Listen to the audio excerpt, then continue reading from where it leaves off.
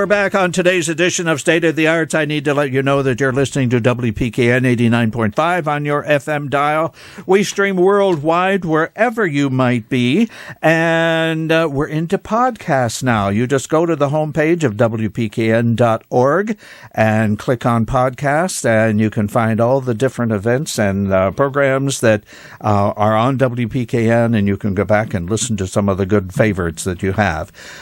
We just got a session finished with Rosemary Haydock with the Sister Cities of Stratford, and Mr. James Farrell, who's in the Coastal Chordsmen, also of Connecticut.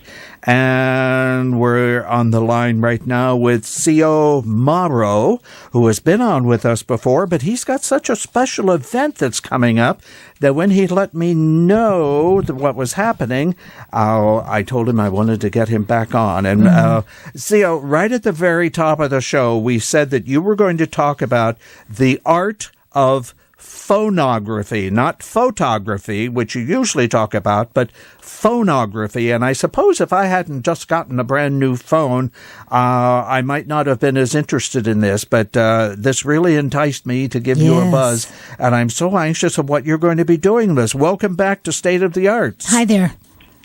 Thanks for having me back. I really appreciate it. I'm very excited to talk about the art of phonography. Let me give you a little background on that. Yes. In the year 2000, I think that was around when we last had common use of film, right. Cameras. Oh, sure. And around that time, Kodak had estimated that, and I forget the exact number, but it was something like in the billions of numbers of photos that were taken worldwide using film. Mm-hmm. With the advent of the smartphone camera, last year, the estimate is something like around 18 trillion pictures have been taken with smartphones. I mean, most of that is smartphone. There's a small portion that was taken with, traditional DSLR cameras, digital cameras that are professional or point-and-shoot cameras. But the vast majority of that is with just the phone that we have in our pockets. Mm-hmm. So understanding that, Weir Farm, which is Connecticut's first national park and one of the few parks in the nation that are dedicated to the visual arts. Weir Farm decided to expand its programs from painting and moving it over to photography, which is also a visual art. And when they asked me to do a workshop, I decided to make it more, to democratize it more. And instead of offering it to just folks who have fancy, expensive DSLR cameras, let's open up to everybody, because just about everybody has a cell phone nowadays. Oh, that's and also, for sure. what's great about the cell phone is that it takes you away from the complications of a dedicated camera that has lots of knobs on it. You have to know something about ISOs and f-stops and all this technical stuff. So what I'm going to do in my workshop is get away from the technology and focus more on the art of knowing how to look and how to see things, because that's really what the photo is about ultimately. You could have the most expensive camera in the world, but if you don't know how to look, you're going to end up with a pretty terrible photo anyway. That's for sure. I always think of people who are taking pictures with their camera as looking through their camera first and then finding something that is a good photograph. But that's kind of wrong, isn't it? Is that wrong? Well, that's one way to do it, but I think like when I go about taking photographs, and the park, many of the national parks will commission me formally to create these photographic collections, with a proper camera. But a lot of times what I do is I spend an awful lot of time looking without even taking a picture yet. And it's just investigating the landscape or the subject, as it were, looking at it from different angles, from different heights, trying to be aware of the lighting conditions and the colors, and trying to think of how to take all those elements and compose it into an image is going to be interesting to people. And once you've done that, you kind of have a sense, then you start investigating it further by looking through your camera. So that's a lot of what I'm going to be covering. A lot of it's going to be looking at masterpieces that were created at Weir Farm itself. They're in the museum, like the Metropolitan Museum of Art, and trying to see what were the principles that these artists used in creating these masterpieces, and how can we apply that to smartphone photography. Yeah. In addition to that, and I don't know whether you will cover this in any of your workshops, but if I remember correctly, there was an episode of Modern Family, which is an ABC television sitcom, that was actually shot on an iPhone. The whole segment, the whole 28 minutes or whatever it was.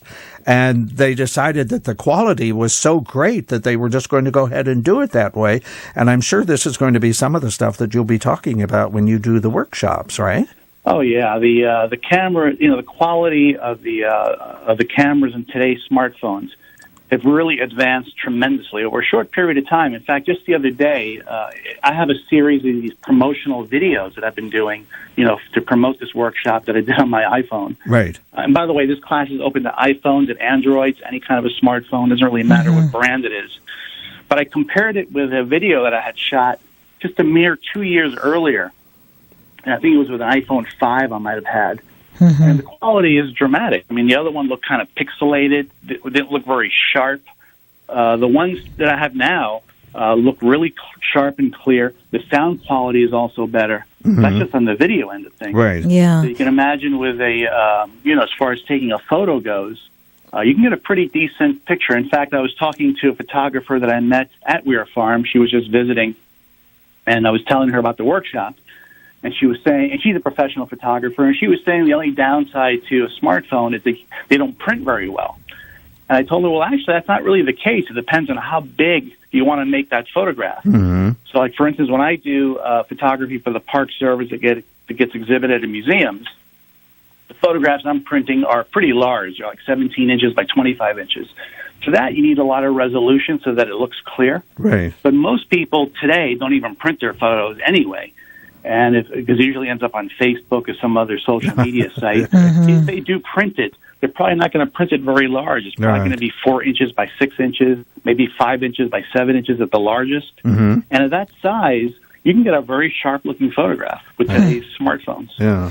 Now, I was looking at the date of June 16th because, frankly, I'm really interested in this workshop. But then I saw two, because I know I can't do June 16th. Then I saw there are two other dates. Is it the same workshop that you're giving, or is it a continuing workshop? You'll be covering different things on different dates.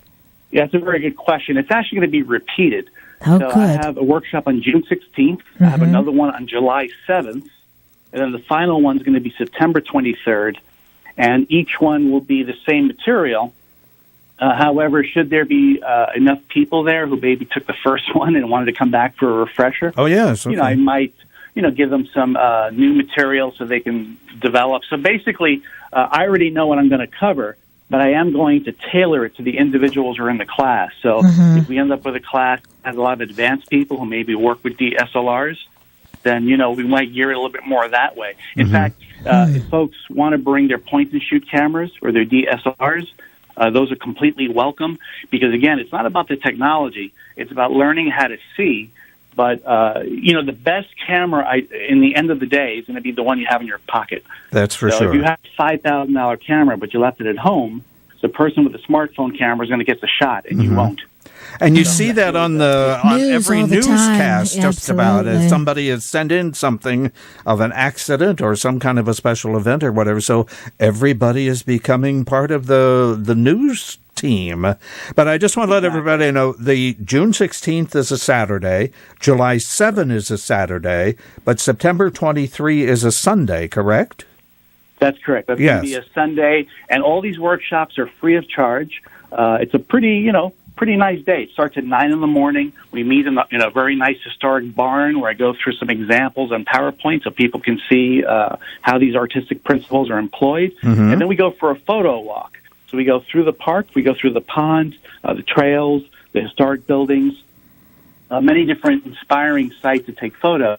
And then we go back to the barn at the end of the day, and we look at some of the shots that we took, and we just kind of discuss it. So it's a very pleasant afternoon, or morning, I should say. Right. It is free of charge, but because the space is limited, people do have to call the park to register. So I can give that number if that's okay. Sure. Oh, please. Absolutely. And they can also go to my website to get more information. But if they want to register, they can call 203-834-5600. 1896, and they need to go to extension 28, right. and they can call there to register. If they want information, they go to my website, which is www.xio,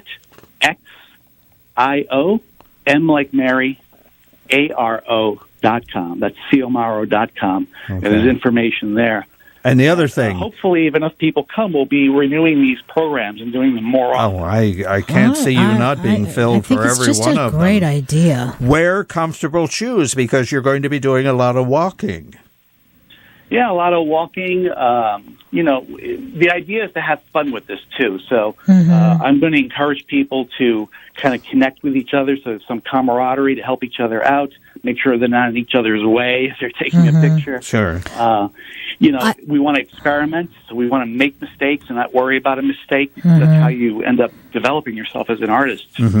I think one of the other important things, and would be important to me, is that you have to have space on your phone. Right. Because mine is filled with photographs, and every once in a while it says, no, you can't open it. You got to delete something or download. And have a fully charged phone as yes, well. Yeah. That's fully another charged.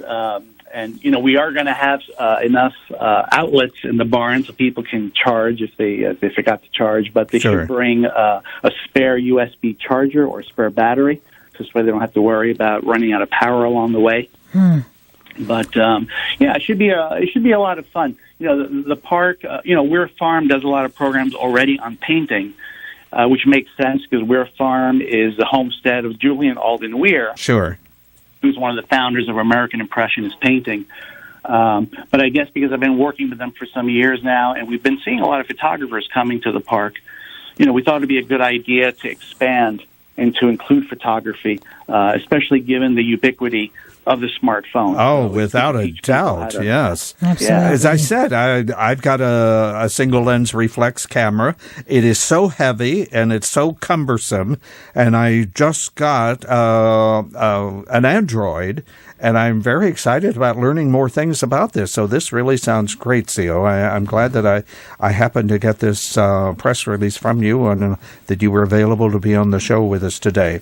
Let me just let everybody know these are free workshops. They're held on Saturday, June 16 and Saturday, July 7 and Sunday, September 23 from 9 a.m. to 1 p.m. And you can register by calling 203-834-1896 and then go to extension 28. Xio, thank you so much for joining us. We really enjoyed it, and I'll be anxious to hear